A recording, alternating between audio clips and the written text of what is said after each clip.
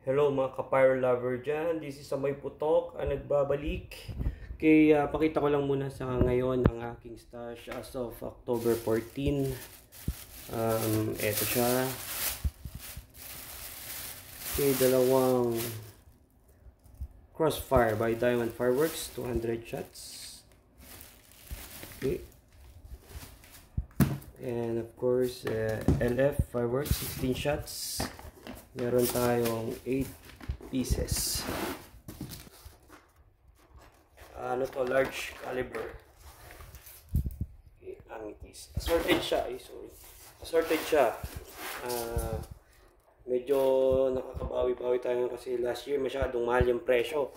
Hindi masyadong practical bumili, kaya eto ngayon tayo, bubawi tayo ngayon. And Rise of Pegasus, 49 shots by Diamond Fireworks. So, maybe next week, upload rin tayo ang kabuuan ng stash ko.